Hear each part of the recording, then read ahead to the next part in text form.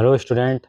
आज हम अध्याय 3 शुरू करने जा रहे हैं, जिसमें पढ़ेंगे हम सिंधु घाटी की सभ्यता। सिंधु घाटी की सभ्यता यानी कि हड़प्पा सभ्यता के कई नाम हैं।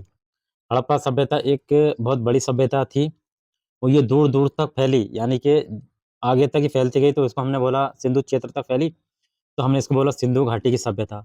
और एक सभ्यता एक और नाम दिया इसका, सिंधु सरस्वती सभ्यता। तो आज हम सिंधु घाटी सभ्यता के बारे में पढ़ेंगे और सबसे पहले पढ़ेंगे हड़प्पा सभ्यता। हड़प्पा सभ्यता के बाद फिर पढ़ेंगे मोहनजोदड़ो। ठीक। अब इसकी जो जिसका जो टाइम पीरियड है 2600 ईसा पूर्व से लेकर 1900 ईसा पूर्व तक इसका टाइम पीरियड माना जाता है। तो ये सभ्यता किस तरीके से मिली और किन लोगों ने इसकी खुदाई के बारे में पता किया, उसके बारे में हम चर्चा करते हैं। ये आपकी थ्योरी क्लास चल रही है, जो आपको आर ओ का जो एग्ज़ाम है, यूपी पीसीएस का जो एग्ज़ाम है, उन सबको कवर करते हुए इसको थ्योरी को कवर किया जाएगा। जब ये चैप्टर समाप्त हो जाएगा तो इसके बाद प्रैक्टिस सेट भी कवर किया जाएगा इसके बाद। अब हम देख लेते हैं हड़प्पा सभ्यता। हड़प्पा सभ्यता की यदि बात करें, मिस्र एवं मेसोपोटामिया की सभ्यताओं से काफ़ी मिलती-जुलती है। यानी कि हड़प्पा सभ्यता जो है, वो मिस्र की सभ्यता और मेसोपोटामिया की सभ्यता से काफ़ी मिलती-जुलती है। क्यों मिलती होगी? इसलिए मिलती है क्योंकि हड़प्पा सभ्यता का व्यापार जो है मिस्र से और मेसोपोटामिया से हुआ करता था। मिस्र और मेसोपोटामिया के लोग यहाँ हड़प्पा आया करते थे और यहाँ से अपने जो भी सामान की ज़रूरतें हैं, वो लेके जाते थे। तो इस तरीके से वो सभ्यता के यहाँ के जो औज़ार हैं, वो मेसोपोटामिया में ही पाए गए हैं। मेसोपोटामिया की कुछ चीज़ें हड़प्पा सभ्यता में भी मिली है। इस तरीके से इसे मिलती-जुलती सभ्यता माना जाता है। मैकडॉनल्ड एक व्यक्ति हैं, इनके अनुसार यदि बात करें हड़प्पा सभ्यता की, तो हड़प्पा सभ्यता सुमेरियन सभ्यता की ये बेटी है। इन्होंने कहा, ये मैकडॉनल्ड ने कहा कि हड़प्पा सभ्यता व सुमेरियन सभ्यता की बेटी है, यानी कि उसी जैसी सेम है ये। क्वेश्चन अगर यदि पूछ लिया जाए कि हड़प्पा सभ्यता को सुमेरियन सभ्यता की बेटी किसने कहा? तो किसने कहा? मैकडॉनल्ड ने, ठीक? किंतु अब एक व्यक्ति हो रहे हैं हाल, किंतु हाल नाम के व्यक्ति हैं, इनका मानना है कि सुमेरियन सभ्यता जो है हड़प्पा सभ्यता से ही निकली है। ये हड़प्पा सभ्यता काफ़ी बड़ी थी और इसी से ही एक सुमेरियन सभ्यता निकली है, इन्होंने ये कहा। इसी प्रकार कुछ विद्वानों का विचार है कि सिंधु सभ्यता जो है मिस्र एवं मेसोपोटामिया की सभ्यताओं की तुलना में श्रेष्ठ थी। वास्तव में हड़प्पा सभ्यता विश्व की प्राचीन सभ्यताओं में अपना महत्वपूर्ण स्थान रखती है। कहने का मतलब ये है, जो हड़प्पा सभ्यता है, वो मिस्र की सभ्यता हो या मेसोपोटामिया की सभ्यता हो, विश्व की जितनी भी सभ्यताएँ हैं, सबसे श्रेष्ठ जो मानी जाती है, वो हड़प्पा सभ्यता अपनी मानी जाती है, भारत की, ठीक? कुछ समय पहले ये माना जाता था कि भारत में सभ्यता का युग प्रारंभ जो है आर्यों के आगमन से हुआ, क्योंकि पहले आर्य आए थे। ऋग्वेद में इसकी चर्चा मिलती है और ये सप्त सैंधव प्रदेश में, यानी कि 7 नदियाँ जो हैं, वहाँ पर आकर ये बसे थे। किंतु सन 1921 से लेकर 1922 ईस्वी में सर जॉन मार्शल की अध्यक्षता में राखाल दास बनर्जी, माधव स्वरूप बस और दयाराम साहनी ने पंजाब में स्थित मोंटगोमरी नामक व लरकाना जिलों में स्थित हड़प्पा और मोहनजोदड़ो नामक स्थान पर इसका उत्खनन करवाया। ये टाइम पीरियड की बात हो रही है, सन 1921 से लेकर सन 1922 में सन जॉन मार्शल की अध्यक्षता में 2 व्यक्ति हैं। एक है राखाल दास बनर्जी, माधव स्वरूप बस और दयाराम साहनी। इन्होंने पंजाब प्रांत में स्थित मोंटगोमरी नामक लरकाना जिला में स्थित मोहनजोदड़ो और हड़प्पा की का नामक उत्खनन कराया। बाद में जो है इनके अलग-अलग राइटर मान लिए जाएँगे। जैसे हड़प्पा सभ्यता की खोज किसने की थी? दयाराम साहनी ने। इसी तरीके से मोहनजोदड़ो की खोज किसने की थी? राखाल दास बनर्जी ने। तो इन लोगों ने अलग-अलग सभ्यता की खोज की बाद में, लेकिन किसकी अध्यक्षता में हुआ था ये? सर जॉन मार्शल की अध्यक्षता में इसकी खुदाई हुई थी। इस खुदाई से ऐसे असंख्य अवशेष तथा वस्तुएं प्राप्त हुई हैं, जिनसे पता चलता है कि आज से लगभग 4600 साल पहले भारत में एक उच्च कोटि की सभ्यता विद्यमान थी। कब? 4600 साल पहले एक हड़प्पा सभ्यता, एक उच्च कोटि की सभ्यता विद्यमान थी। सबसे पहले जो है हड़प्पा स्थल की खोज हुई, सबसे पहले हड़प्पा स्थल की खोज हुई। ये काफ़ी बड़ी सभ्यता मानी जाती है। इसीलिए जो है इसे हड़प्पा सभ्यता की संज्ञा दी गई, यानी कि इसे नाम दिया गया। ज्ञात है कि इस सभ्यता का विस्तार सिंधु घाटी में होने के कारण इसे सिंधु घाटी की सभ्यता भी कहा जाता है। तो ये सभ्यता सिंधु घाटी के क्षेत्र तक फैल गई, तो इसीलिए इसे सिंधु घाटी की सभ्यता कहते हैं। इस सभ्यता के निरंतर होने वाले शोधों में यानी कि इसका निरंतर विस्तार हो रहा था। तो शोधों में एक नया और एक प्रकाश आया। प्रकाश क्या आया इसमें कि वर्तमान राजस्थान के हनुमानगढ़ जिला और श्री गंगानगर जिले के निकट कभी सरस्वती नदी बहती थी। जो आपका आज का राजस्थान है, यहाँ पर हनुमानगढ़ और श्री गंगानगर जिला है। यहाँ इसके पास सरस्वती नदी बहती थी। इस नदी के आसपास सिंधु सभ्यता फैली हुई थी।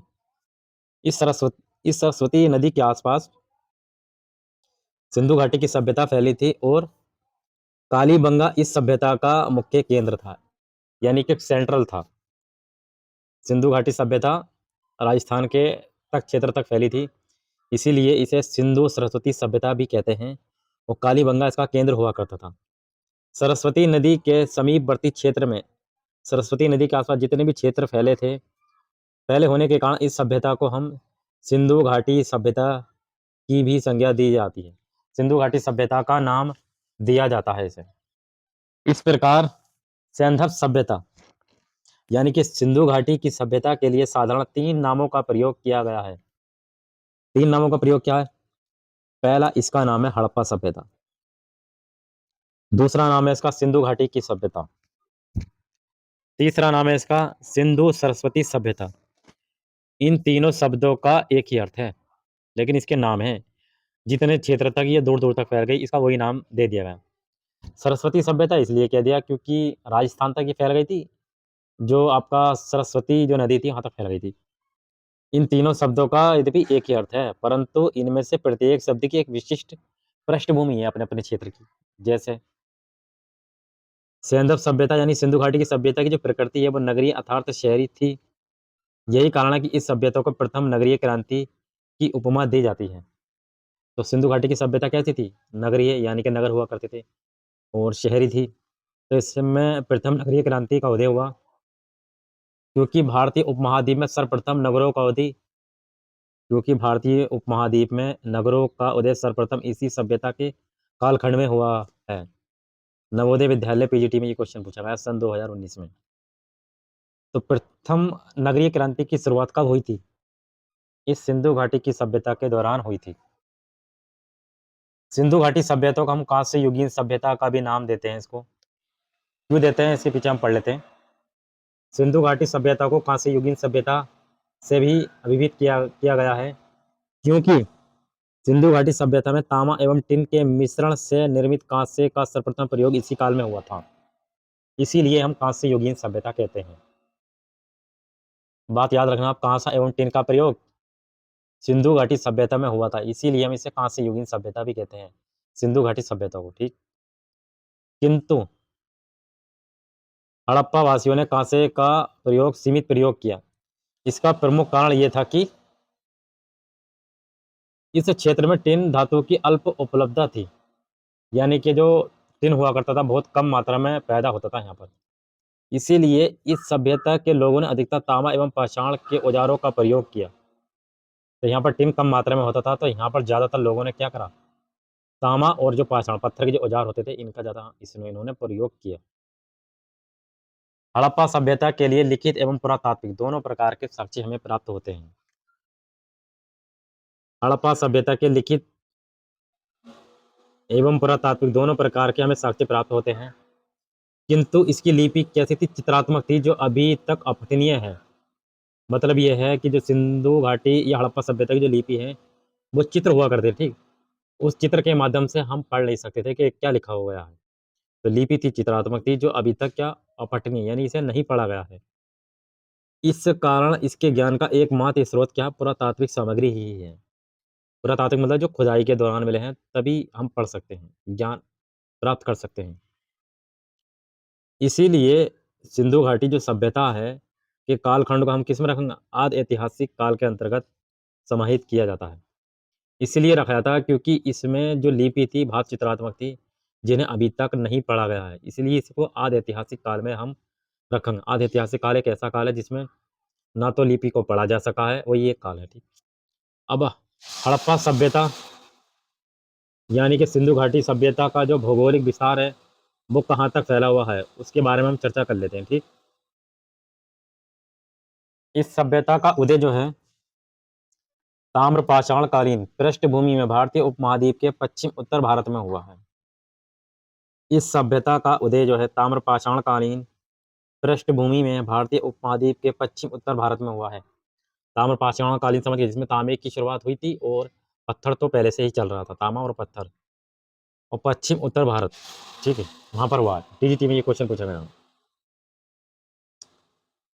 इसका विकसित एवं परिपक्व स्वरूप पंजाब एवं विशेष रूप से सिंधु घाटी क्षेत्र में मिलता है और यहीं से इस सभ्यता का विकास दक्षिण एवं पूर्व की ओर हुआ है। 1947 से पहले भारत के विभाजन काल तक इस सभ्यता से संबंधित 1947 से पहले जब भारत आजाद हुआ था उससे पहले की बात हो रही है। भारत के विभाजन काल इस सभ्यता से संबंधित सिर्फ 40 स्थलों की खोज हुई थी। 1947 में अपना देश आजाद हुआ, उससे पहले जो है कितने स्थल की खोज हुई थी? 40 स्थलों की खोज हुई थी सिर्फ। किंतु 74 वर्षों के लिए किए गए अनुसंधान कार्यों के फलस्वरूप लगभग 2800 स्थलों की खोज की जा चुकी है। यानी कि अब इतना टाइम हो गया, अब तक जो है कितने स्थल हमने खोज लिए हैं? 2800 स्थल की खोज की जा चुकी है। अब जितनी भी खोज होगी वो इस लेटेस्ट डाटा जुड़ जाएगा। लेकिन 1947 की बात करें तो कितने? 40 स्थल, और अब तक 28 स्थल की खोज की जा चुकी है। वर्तमान में इस सभ्यता का भौगोलिक विस्तार बलूचिस्तान यानी पाकिस्तान, भारत एवं अफगानिस्तान से प्राप्त होता है। इसका विस्तार कहाँ तक हो गया? बलूचिस्तान जो पाकिस्तान में है, भारत और अफगानिस्तान यहाँ तक फैला हुआ है, यहाँ तक इसका विस्तार होता है। अफगानिस्तान में इस सभ्यता का प्रसार शोरतगुई एवं मुंडीगाग से प्राप्त होता है। इसका विस्तार कहाँ पर है? अफगानिस्तान में शोरतगुई और मुंडीगाग, क्योंकि यहाँ पर कुछ हड़प्पा स्थल के पुरावशेष मिले हैं। ज्ञात है कि भारत की आज़ादी के बाद यानी स्वतंत्रता के बाद जो है सिंधु सभ्यता के सर्वाधिक स्थल जो हैं हमें भारत के गुजरात प्रांत में खोजे गए हैं। सबसे ज़्यादा स्थल हमें मिले हैं गुजरात से। साथ ही सर्वाधिक स्थल हमें सरस्वती नदी, घग्गर, हाकड़ा तट पर हमें मिले हैं। सर्वाधिक स्थल हमें कहाँ से मिले हैं? सरस्वती नदी के तट पर मिले हैं। और सिंधु घाटी के सर्वाधिक स्थल भारत के गुजरात से हमें प्राप्त होते हैं, यहीं से खोजे गए हैं इसके स्थल। अब पाकिस्तान में सिंधु घाटी सभ्यता का विस्तार देख लेते हैं, कहाँ तक ये फैला हुआ है। पाकिस्तान में सिंधु घाटी सभ्यता का यदि विस्तार की बात करें हम, तो पाकिस्तान के दक्षिण बलूचिस्तान में, पाकिस्तान का जो दक्षिण वाला एरिया है बलूचिस्तान, और पंजाब एवं सिंध प्रांत के निम्नलिखित स्थलों से सिंधु सभ्यता के साक्ष्य हमें प्राप्त होते हैं। दक्षिणी बलूचिस्तान की यदि बात करें, दक्षिणी बलूचिस्तान, यहाँ से आपको सूत कांगड़ोर, सोतकाकोह, बालाकोट एवं डाबरकोट इत्यादि प्रमुख स्थलों के उत्खनन के बाद सिंधु घाटी सभ्यता के हमें साक्ष्य प्राप्त होते हैं। पाकिस्तान का दक्षिणी वाला जो एरिया है वो बलूचिस्तान है, और यहाँ से बलूचिस्तान में सूत कांगड़ोर, सोतकाकोह, बालाकोट, डाबरकोट, ये पाकिस्तान में ही, बलूचिस्तान में, और यहाँ से हमें इस सिंधु घाटी सभ्यता के हमें साक्ष्य प्राप्त होते हैं। अब सिंध की बात कर लेते हैं। ये भी कहाँ पर? आपका पाकिस्तान में है सिंध। इस प्रांत में पाए जाने वाले प्रमुख स्थलों में क्या है? मोहनजोदड़ो, चनहूदड़ो, कोटदीजी, आमरी, अलीमुराद एवं जुडेर जोदड़ो इत्यादि प्रमुख स्थल हैं, यहाँ पर सिंधु घाटी सभ्यता के हमें साक्ष्य हमें मिले हैं। अब पाकिस्तान में ही एक आता है पंजाब। इस पंजाब में ही पड़ता है हड़प्पा, डेरा इस्माइल खां, रहमान डेरी, चकपुर, बानेसयाल, गुमला एवं जलीलपुर आदि स्थलों से इस सभ्यता के हमें साक्ष्य प्राप्त होते हैं। ये पाकिस्तान का एरिया हो गया, यहाँ से सिंधु घाटी सभ्यता का विस्तार फैला हुआ था। अब भारत में देख लेते हैं सिंधु घाटी सभ्यता का विस्तार कहाँ तक फैला हुआ है। ये तो हमने पीछे देखा पाकिस्तान में सिंधु घाटी सभ्यता का, अब भारत में देख लेते हैं। इस सभ्यता का जो विस्तार है भारत में, वो पंजाब, हरियाणा, गुजरात, राजस्थान, जम्मू कश्मीर, उत्तर प्रदेश एवं महाराष्ट्र आदि राज्यों से हमें प्राप्त होते हैं। पहले हम बात करते हैं पंजाब। पंजाब में है रोपड़, जिसको रूपनगर भी कहते हैं, और कोट लानीहंग, संघोल, चक, छियासी एवं बाडा आदि स्थलों से इस सभ्यता के हमें साक्ष्य प्राप्त होते हैं। तो पंजाब में ये स्थान है, भारत में है ये पंजाब। वो वाला पंजाब रहा कश्मीर में। और रोपड़, कोट लानीहाल, संगोल, चक, बाडा। अगला है आपका हरियाणा। हरियाणा में सिंधु घाटी सभ्यता का विस्तार देख लेते हैं हम। हरियाणा, इस सभ्यता के प्रमुख स्थलों में है बनावली, राखीगढ़ी और अगला कुणाल, मित्थाथल, सिसवल एवं बालू आदि से हड़प्पा सभ्यता के हमें साक्ष्य मिलते हैं। ये हरियाणा में पड़ते हैं। बनावली, राखीगढ़ी, कुलाण, मित्थाथल, सिसवल और बालू। अब गुजरात में देख लेते हैं कौन कौन से स्थल हैं गुजरात में। वैसे ज़्यादातर जो स्थल खोजे गए हैं वो कहाँ पर खोजे गए हैं? गुजरात में खोजे गए हैं। इस प्रांत की बात करें तो कच्छ का रण है, कच्छ का रण, देसलपुर, सुरकोटडा एवं धोलावीरा आदि प्रमुख स्थलों से सिंधु घाटी सभ्यता के हमें साक्ष्य प्राप्त होते हैं। इसी राज्य के खंबात की खाड़ी से लोथल एवं रंगपुर, कुंतासी कुंतासी, भोगतरार, मालवण, रोजदी, पाडरी एवं प्रभास पट्टन आदि स्थलों से हमें सिंधु घाटी सभ्यता के हमें साक्ष्य प्राप्त होते हैं। ये गुजरात में हो गए आपके, ठीक है। गुजरात में हो गए कच्छ का रण, देसलपुर, सूरकोटा, धोलावीरा, लोथल, रंगपुर, कुंतासी, भोगतरार, मालवण, रोजदी, प्रभास पट्टन। यहाँ से हड़प्पा सभ्यता के यानी सिंधु घाटी सभ्यता के हमें साक्ष्य प्राप्त होते हैं। अब हम देख लेते हैं राजस्थान, जम्मू कश्मीर और उत्तर प्रदेश, महाराष्ट्र, ये सिंधु घाटी सभ्यता हमारी कहाँ तक फैली हुई थी। अब राजस्थान का एरिया हम देख लेते हैं, राजस्थान का एरिया। यहाँ से प्रमुख स्थलों में कालीबंगा एवं बालाथल से सिंधु घाटी सभ्यता के हमें साक्ष्य मिले हैं। कहाँ से मिले हैं? कालीबंगा एवं बालाथल से। जम्मू कश्मीर में एक ही हड़प्पा स्थल है जिसका नाम है मांडा, जो चिनाब नदी के तट पर स्थित है। चिनाब नदी के तट पर स्थित यहाँ का प्रमुख स्थल हड़प्पा स्थल क्या? मांडा है। उत्तर प्रदेश की यदि बात करें, उत्तर प्रदेश में सिंधु घाटी सभ्यता के जो साक्ष्य हैं मिले हैं हमें आलमगीरपुर, जो मेरठ में स्थित है, सहारनपुर में स्थित है बड़गांव एवं हुलास, सनोली, मांडी, मुजफ्फरनगर में आदि स्थलों से हमें सिंधु घाटी सभ्यता के हमें साक्ष्य प्राप्त होते हैं। तो यदि हम यूपी की तैयारी कर रहे हो तो आपको ये याद में रखना है, आलमगीरपुर, सहारनपुर में बड़गांव, हुलास और सनोली, मांडी। एक मांडी यूपी में है और एक मांडा जम्मू एंड कश्मीर में, दोनों अलग अलग हैं ये। अगला देख लेते हैं महाराष्ट्र।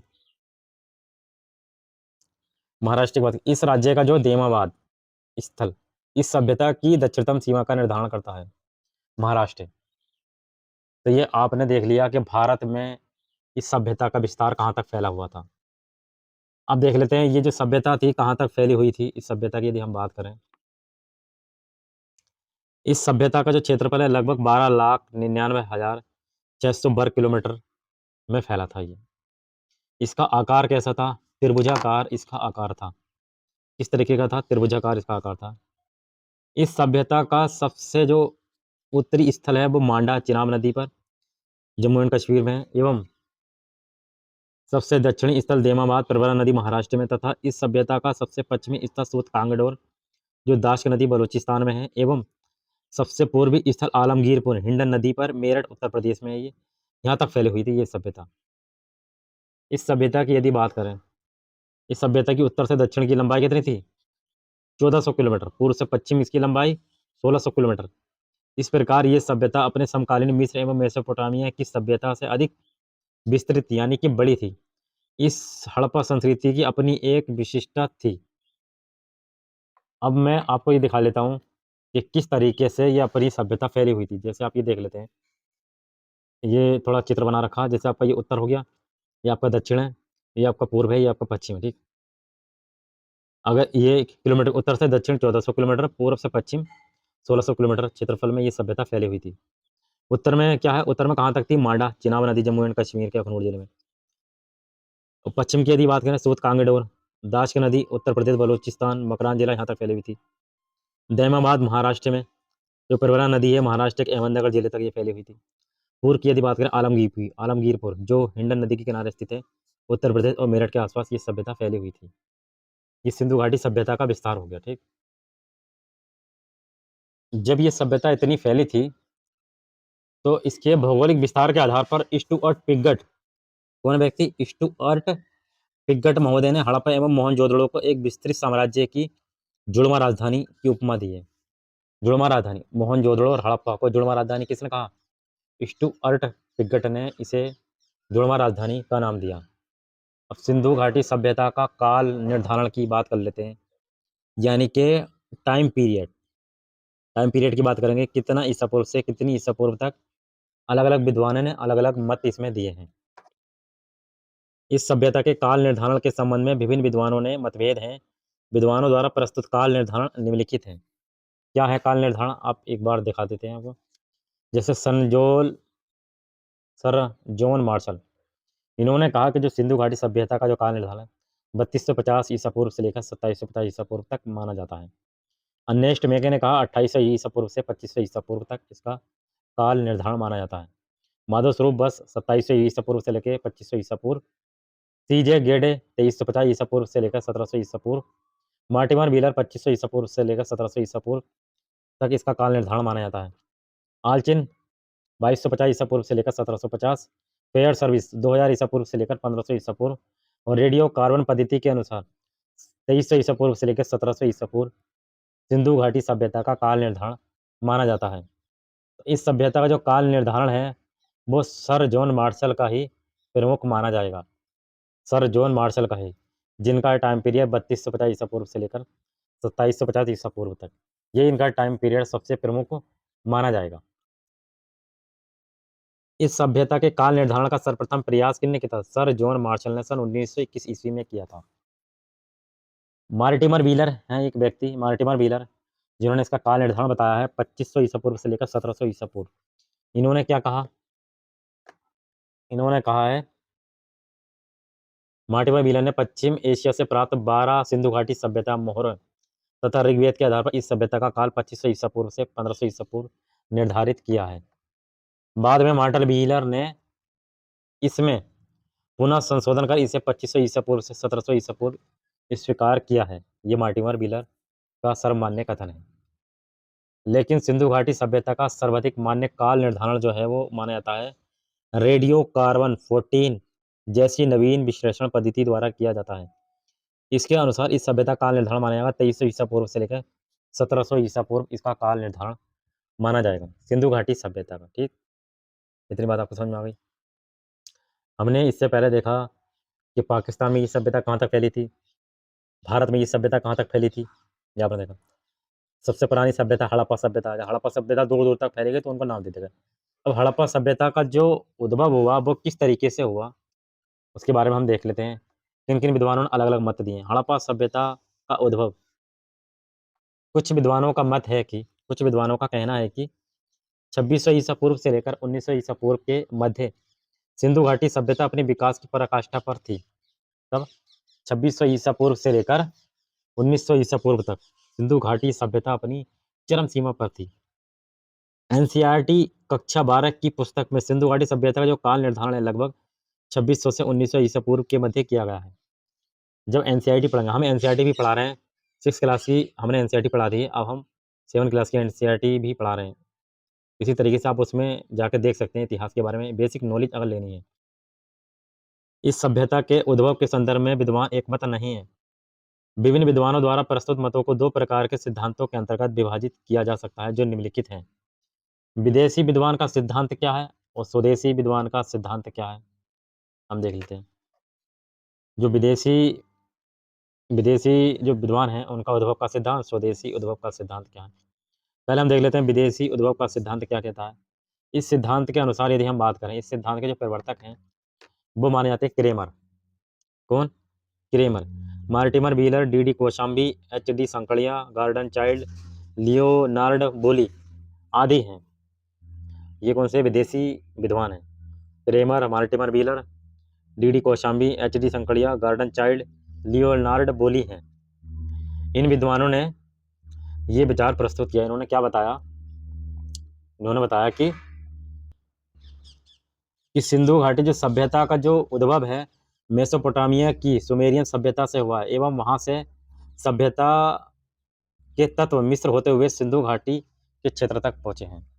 इन्होंने ये जो अनुमान लगाया कि मेसोपोटामिया से ही इस सभ्यता का विकास हुआ है, क्योंकि मेसोपोटामिया से व्यापार किया करते थे, तो वहाँ से जो पर इसके औजार हैं या जो भी ये व्यापार का लेन देन किया करते थे वो चीज़ें जो हैं इस सिंधु घाटी सभ्यता में पाई जाती हैं। तो इसीलिए ये लोग कहते हैं कि इसकी जो विकास है वो इस सुमेरियन सभ्यता से इसका विकास हुआ है, सिंधु घाटी सभ्यता का।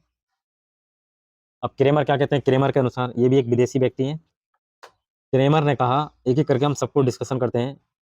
पहले हम देखते हैं क्रेमर के अनुसार। क्रेमर के अनुसार 2400 ईसा पूर्व के लगभग सुमेरियन लोग भारत आए थे और यहाँ की परिस्थितियों के अनुकूल अपनी संस्कृति में परिवर्तन कर एक महानतम सिंधु घाटी सभ्यता को जन्म दिया।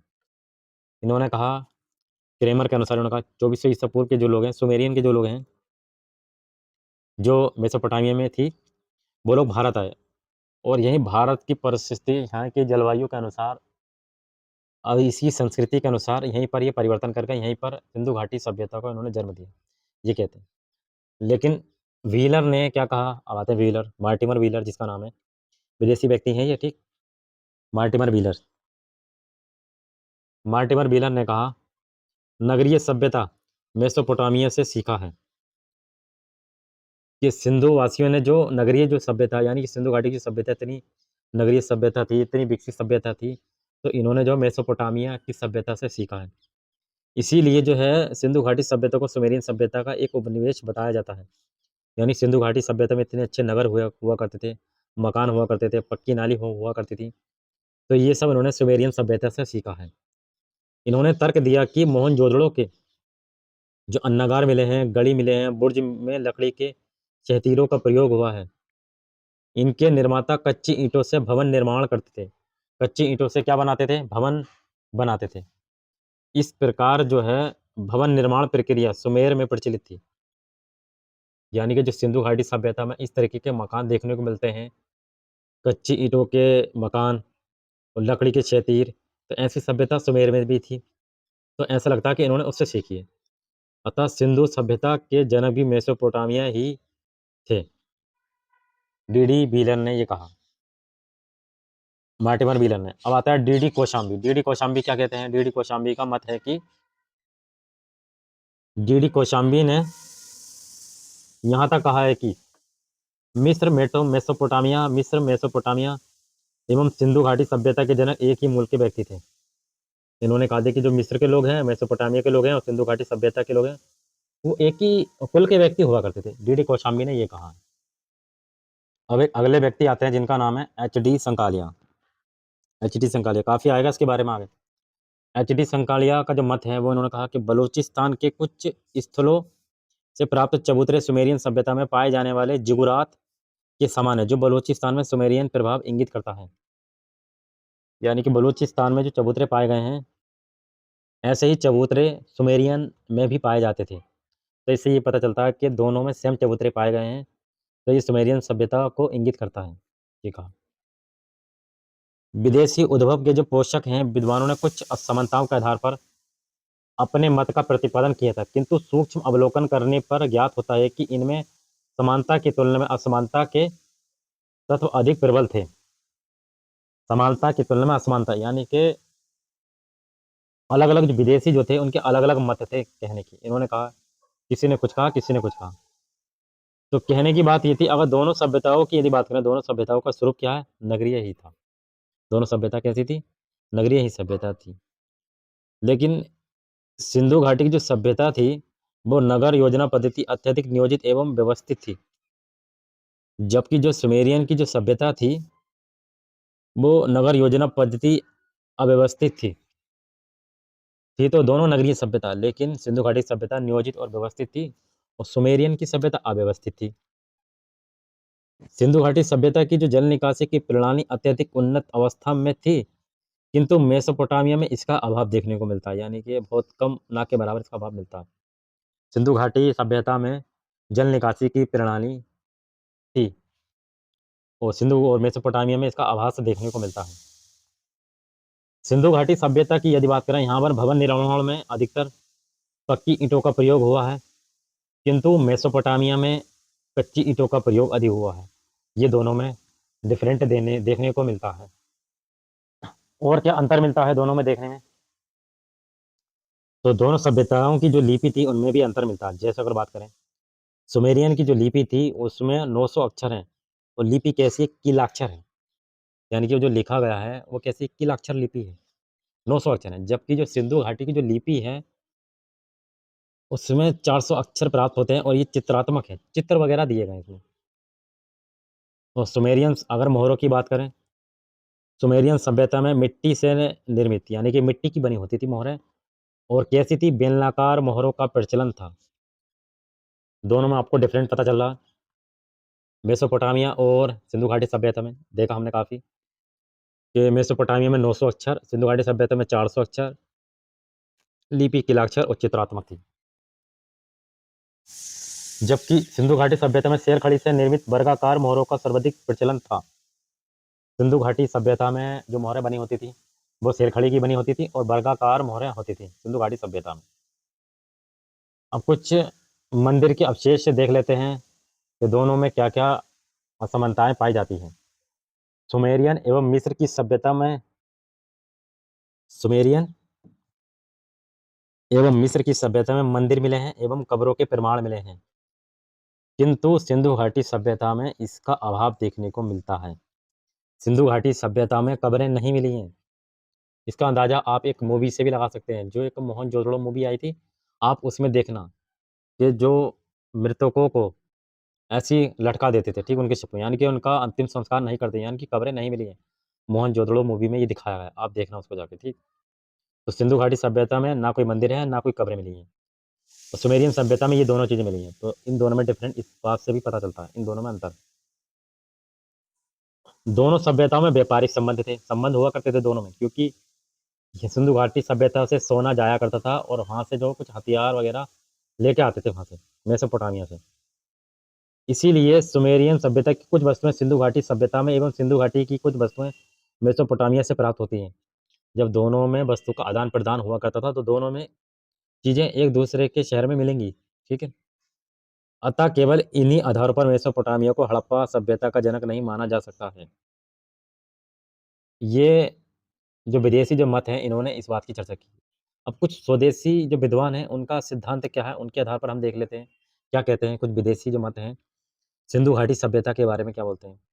जो विदेशी मत हैं, इन्होंने तो बता दिया अपना बता कि दोनों की लिपि में अंतर था, मंदिर नहीं मिले हैं, कब्र नहीं मिले हैं, दोनों की लिपि कैसी थी, ठीक है, भवन निर्माण कहते थे, ईंटें कैसी थी, कच्ची ईंटें थी, पक्की ईंटें थी। अब कुछ स्वदेशी जो विद्वान हैं, उनका हम मानना देख लेते हैं। आपको स्वदेशी उद्भव का सिद्धांत, स्वदेशी विद्वान क्या कहते हैं सिंधु घाटी सभ्यता के बारे में। इस विद्वानों का मानना है कि सिंधु घाटी सभ्यता का जो उद्भव है, विदेशी संस्कृति से नहीं अपितु देसी संस्कृति से हुआ है। जो भारत के लोग मानते हैं कि इस संस्कृति का विकास विदेशियों के द्वारा नहीं, अपने देसी संस्कृतियों से इसका विकास हुआ है। इनमें कौन-कौन लोग हैं? जैसे प्रो टी एन रामचंद्रन, के एन शास्त्री और अगला है पुसालकर एवं एस आर राव आदि के अनुसार सिंधु घाटी सभ्यता के निर्माता वैदिक आर्य लोग थे। आर्य थे, किंतु ये मत स्वीकार्य नहीं है, क्योंकि ये मत जो सर्वमान्य नहीं है, क्योंकि दोनों ही सभ्यताओं के स्वरूप, धार्मिक विश्वास एवं रीति रिवाज में अंतर पाया गया है। इन दोनों में अंतर पाया गया है। जैसे क्या अंतर है इनमें? जैसे बात करें, वैदिक सभ्यता जो है वो कैसी सभ्यता थी? ग्रामीण और कृषि प्रधान सभ्यता थी, जबकि जो है सिंधु घाटी की जो सभ्यता थी वो नगरीय एवं व्यापार उद्योग सभ्यता थी। तो इन दोनों में अंतर ये देखने को मिलता है। और क्या अंतर है इसमें? वैदिक सभ्यता के जो निवासी थे उनको लोहे का ज्ञान प्राप्त था, जबकि सिंधु घाटी सभ्यता को लोहे का ज्ञान प्राप्त नहीं था। ये दोनों अंतर मिलते हैं इन दोनों में। और क्या अंतर है? और है, वैदिक सभ्यता में लिपि के साक्ष्य नहीं मिलते हैं, शिक्षा प्रणाली मौखिक रूप में थी, किंतु सिंधु घाटी सभ्यता से हमें लिपि के साक्ष्य मिलते हैं, जिसमें 400 लिपि थी और इसकी लिपि कैसी थी? भाव चित्रात्मक थी। लेकिन वैदिक सभ्यता में लिपि के साक्ष्य नहीं मिलते हैं और उसकी प्रणाली कैसी थी? मौखिक थी शिक्षा प्रणाली। और क्या वैदिक जो आर्य थे वो इंद्र, वरुण आदि देवताओं के उपासक थे। वे यज्ञ करते थे तथा लिंग पूजा और मूर्ति पूजा के विरोधी थे। वो क्या करते थे? लिंग पूजा करते थे, लेकिन मूर्ति पूजा नहीं करते थे ये लोग, वैदिक सभ्यता के। किंतु सिंधु वासी जो निवासी थे मुख्य रूप से मातृ देवी एवं लिंगों की पूजा करते थे तथा मूर्ति पूजा के समर्थक थे सिंधु घाटी सभ्यता के लोग। अब एक व्यक्ति हैं सुनीति कुमार चटर्जी। सुनीति कुमार चटर्जी के अनुसार द्रविड़ों की ब्रह्मोही भाषा बलूचिस्तान में प्रचलित थी। इसी आधार पर द्रविड़ों को सिंधु घाटी सभ्यता का निर्माता मानना चाहिए, इनने ये कहा। किंतु ये मत सर्वमान्य नहीं है, क्योंकि यदि द्रविड़ों ने सिंधु घाटी क्षेत्र में नगरीय सभ्यता का निर्माण किया होता, तो सर्वप्रथम उन्हें अपने द्रविड़ संस्कृति का नगरीकरण करना चाहिए था। अगर इन्होंने इसका विकास किया होता, तो द्रविड़ संस्कृति जरूर देखने को मिलती। जबकि साक्ष्य के अनुसार द्रविड़ सभ्यता का स्वरूप ग्रामीण था। तो सिंधु घाटी सभ्यता नगरी थी, लेकिन द्रविड़ सभ्यता कैसी थी? ग्रामीण थी। अब फेयर सर्विस है, इन्होंने क्या कहा, इनका मत क्या है? फेयर सर्विस एवं रोमिला थापर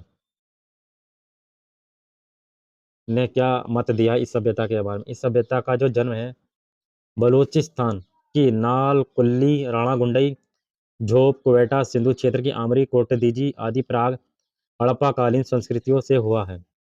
फेयर सर्विस ने और रोमिला थापर ने यह अपना मत दिया है। अगला है अमलानंद घोष और धर्मपाल। अमलानंद घोष, धर्मपाल अग्रवाल, आलचिन दंपति आदि विद्वानों का मानना है कि भारत की ग्रामीण संस्कृतियां से ही इस सभ्यता का क्रमिक विकास हुआ है। अमलानंद घोष ने अपने शोधों के उपरांत ये मत व्यक्त किया कि राजस्थान के बीकानेर में स्थित सोती संस्कृति से ही इस सभ्यता का उदय हुआ है। तो राजस्थान में कौन सी संस्कृति थी? सोती संस्कृति से ही इस सभ्यता का उदय हुआ है। उन्हें सूरकोटड़ा से सिंधु संस्कृति और सोती संस्कृति के साक्ष्य प्राप्त होते हैं। सूरकोटड़ा और सिंधु घाटी संस्कृति और सोती संस्कृति के साक्ष्य प्राप्त होते हैं। इसी प्रकार कालीबंगा से पूर्व सिंधु संस्कृति के अवशेष सोती से मिले अवशेषों के समान पाए गए हैं। तो कालीबंगा जो सिंधु घाटी सभ्यता का सेंट्रल यानी केंद्र हुआ करता था, और इससे पहले सिंधु घाटी सभ्यता के अवशेष सोती संस्कृति दोनों के मिलते जुलते हैं।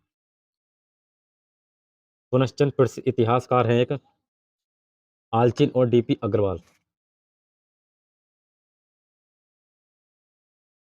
आलचन और डीपी अग्रवाल का कहना है कि सोती संस्कृति जो सिंधु घाटी सभ्यता का ही प्रारंभिक रूप थी।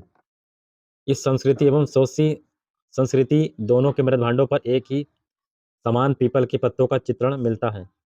सिंधु घाटी सभ्यता सोती संस्कृति में पीपल के पत्ते मिले हैं, दोनों में कोई अंतर नहीं है, सेम है। इस आधारों पर भी इस संस्कृति का उत्पत्ति सोती संस्कृति से ही हुई है। उनके मृद भांडों पर बने यानी कि मिट्टी के बर्तनों पर बने रस्सी के निशान भी में भी समानता है। दोनों क्षेत्रों से छल्लेदार गोले वाले बर्तन हमें प्राप्त हुए हैं। अतः कहा जा सकता है कि सोती संस्कृति से ही सिंधु घाटी सभ्यता का उद्भव हुआ है। आज यही मत विद्वानों ने सर्वमान्य है, यानी सिंधु घाटी सभ्यता का जो उद्भव है सोती संस्कृति से ही हुआ है। तो ये सिंधु घाटी सभ्यता हड़प्पा सभ्यता का विस्तार था, किस तरीके से ये सभ्यता फैली। अलग अलग विद्वानों को अलग अलग मत थे। अब हम जो नेक्स्ट लेक्चर पढ़ेंगे वो पढ़ेंगे कि हड़प्पा सभ्यता के कौन कौन से स्थल हैं। जैसे हड़प्पा है, मोहनजोदड़ो हो गया, राखीगढ़ी हो गया, इन स्थलों के बारे में हम चर्चा करेंगे। अब जैसे ये थ्योरी आपने पढ़ी, इस थ्योरी में जैसे परीक्षा की दृष्टि से कुछ इंपॉर्टेंट क्वेश्चन ऐसे पूछे जा सकते हैं। जैसे आपको मैं बताऊं, सर्वप्रथम हड़प्पा सभ्यता की खोज किसने और कब की थी? दयाराम साहनी ने की थी सन 1921 ईस्वी में। 1922 में राखालदास बनर्जी। किसके नेतृत्व में हुआ था? सन जॉर्ज मार्शल के नेतृत्व में। सिंधु घाटी की सभ्यता जो किन सभ्यताओं के समकालीन थी?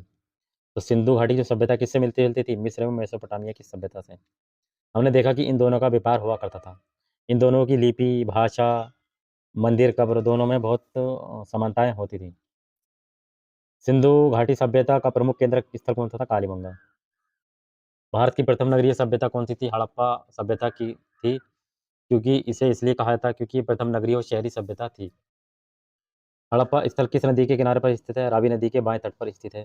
कांसे का सर्वप्रथम प्रयोग हड़प्पा सभ्यता में ही हुआ था, क्योंकि तांबा एवं टीन मिलाकर कांसे का सर्वप्रथम प्रयोग हुआ था इसमें। हड़प्पा सभ्यता के निवासियों द्वारा कौन सी धातु का सर्वाधिक प्रयोग किया गया था? तो तांबे का सर्वाधिक प्रयोग किया गया था, क्योंकि तांबा और पाषाणों का उद्योग प्रयोग ज़्यादा किया गया था। कांसा जो है, क्योंकि टिन की जो उपलब्धता थी वो कम थी यहाँ पर। हड़प्पा सभ्यता के संदर्भ में जानकारी प्राप्त करने का एकमात्र स्रोत साधन कौन सा है? तो हड़प्पा सभ्यता से हम जानकारी किस पुरातात्विक सामग्री के आधार पर ही हम जानकारी प्राप्त कर सकते हैं? सिंधु घाटी सभ्यता को किस कालखंड के अंतर्गत रखते हैं? तो आदि ऐतिहासिक काल के अंतर्गत रखते हैं। इसलिए रखते हैं क्योंकि यहाँ की लिपि कैसी थी? भाव चित्रात्मक थी, जिन्हें अभी तक पढ़ा नहीं जा सका, तो इसी के अंदर इसको हम रखेंगे। सर्वप्रथम किसके विवरण से सिंधु सभ्यता के विषय में ज्ञान प्राप्त होता है? चार्ल्स मेसन 1826 ईस्वी में। हड़प्पा सभ्यता का उत्खनन करने वाले प्रथम पुरातात्विक कौन थे जो इसके महत्व को नहीं समझ पाए थे? अलेक्जेंडर कनिंघम थे जो इसके महत्व को नहीं समझ पाए थे। भारतीय पुरातत्व विज्ञान को भारतीय पुरातत्व का जनक का नाम दिया गया अलेक्जेंडर कनिंघम को। भारतीय पुरातत्व सर्वेक्षण विभाग का प्रथम डायरेक्टर जनरल किसे बनाया गया था? अलेक्जेंडर कनिंघम को बनाया गया था। भारत में प्रागैतिहासिक स्थलों को खोज करने का कार्य कौन करता है? भारतीय पुरातत्व एवं सर्वेक्षण विभाग। जब इसकी जब इसकी खुदाई करवाई थी तो कितने स्थल, लगभग अब तक स्थल जो 28 स्थलों की खोज की जा चुकी है। भारतीय पुरातत्व विभाग की स्थापना किस वायसराय के काल में हुई थी? लॉर्ड कर्जन उस समय वायसराय थे। सिंधु घाटी की जो सभ्यता जो है वो किसकी देखरेख में होती? सन जॉन मार्शल 1924 ईस्वी में इन्हीं की देखरेख में सभ्यता की खोज हुई थी। इसी तरीके से ही क्वेश्चन इसमें पूछ लिए जाते हैं। अब हम हड़प्पा सभ्यता के स्थल नेक्स्ट वीडियो में पढ़ेंगे। मोहनजोदड़ो, धोलावीरा, कालीबंगा। ठीक, चलिए थैंक्स।